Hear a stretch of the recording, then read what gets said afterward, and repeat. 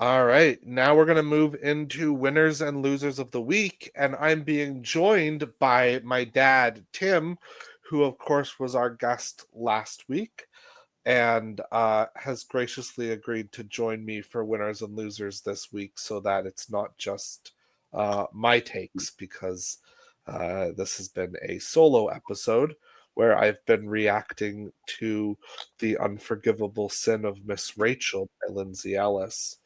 And we've had a very fun couple of moments around that. But yeah, now we're moving into winners and losers. So you went first last time, Dad. I'll go first this time. Okay, you go first. My loser of the week, we'll start with loser. My loser of the week is the school children of America, who are right now preparing to go and enter another school year without any gun reform having been passed. Last year, there were dozens of school shootings during the school year. And many of them were mass shootings. And so I am right now thinking of all of the students who are getting ready to walk into their classrooms, not knowing if it will be for the final time, and how horrific that is. And I think that we need to ensure that a gun reform happens in the States. That's key and essential. And that's why they are right now, until that happens, my loser, because so many of them are going to be lost this year. And it's horrific. Right.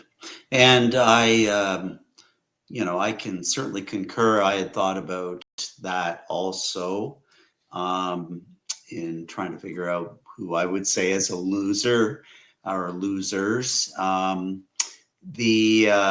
Certainly being a former educator, teacher, classroom teacher, certainly it is not a high probability that something like this would ever happen in a school that you're at. I mean, certainly I knew that in the high school I was at, that at times there were weapons brought to school.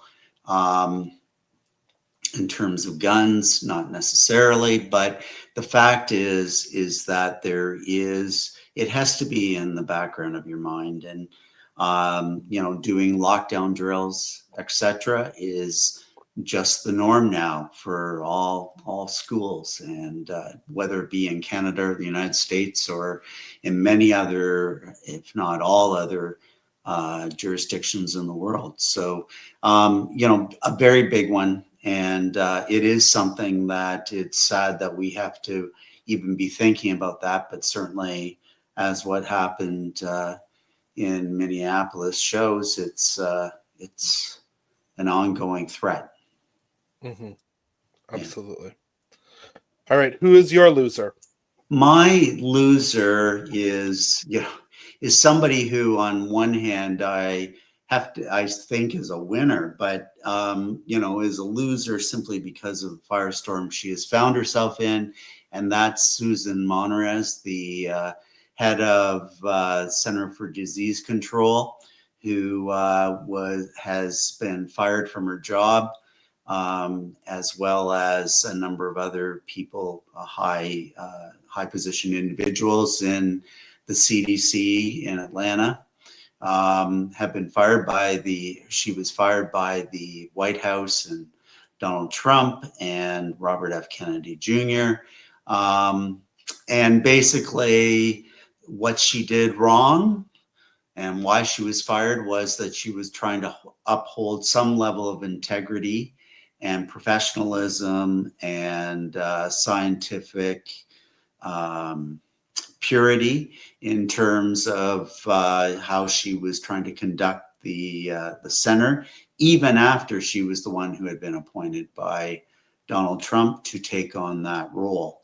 And really, by extension, The scientific community in the United States is just reeling due to so much funding being taken away, and the health industry and preservation of people's lives, protection of people's lives is really not of high, in my regard at least, not in the highest consideration among the individuals who are in charge.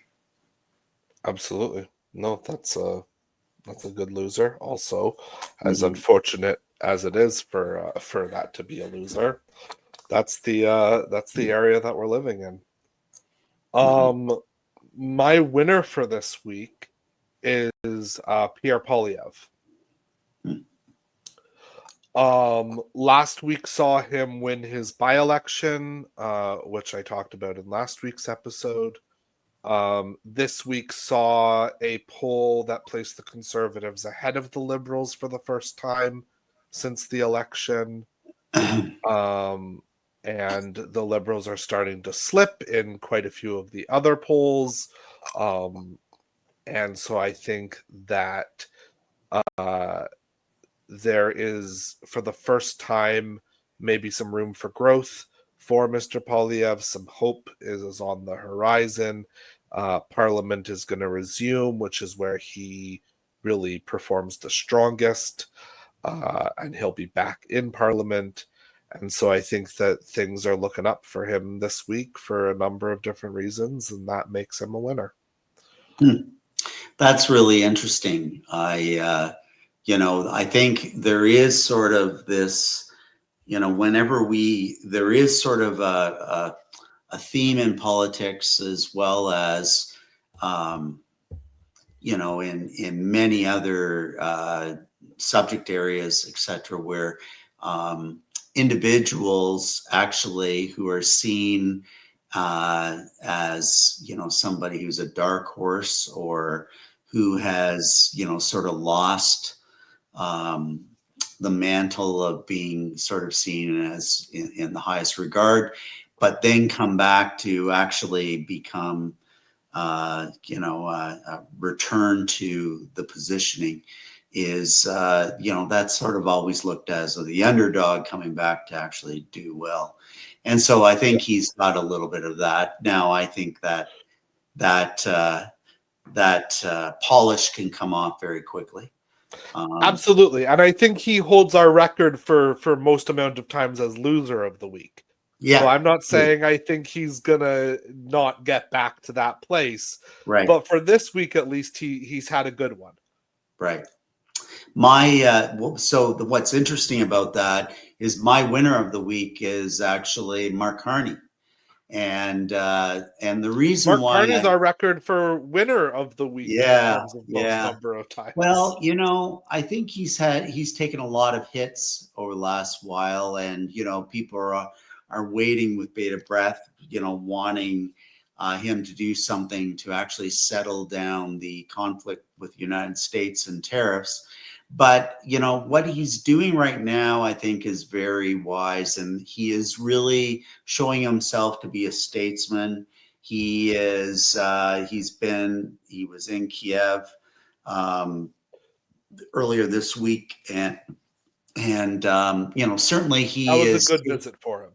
Yeah, very much so. And I think also, he's been in touch with other leaders that, he's building bonds, he's building alliances with them. Nothing formal, but it certainly is showing that he is able to take on that statesman-like status, which is in comparison to what is happening in the United States, where they just want the leader just wants to actually have everybody love him, and bow down to him. And, in Carney, even this week, and I'm not a big fan of the leader of India, Modi, but certainly he's trying to actually mend some of the, those ties that have been frayed over the last while. So I feel that Carney is doing the right things that he needs to do right now. Obviously, the right thing is to get an agreement with the states in a way where he has basically saved face for himself as well as that for the Canadian public. Makes sense. Yeah. All right. Well, I think those are two interesting winners to end off our week on. Yeah. Thanks for joining us for another winners and losers, Dad.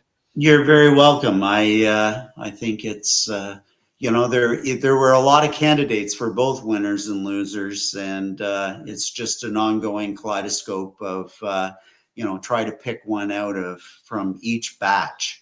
So Absolutely, that's the way it seems to work. All right, well, thanks for coming to a good, nice episode of No Power Panel. Hopefully, I didn't damage your ears too much yelling while we were reacting to Lindsay Ellis, but that's great. And thanks again, and we'll see you next week. Have a great week.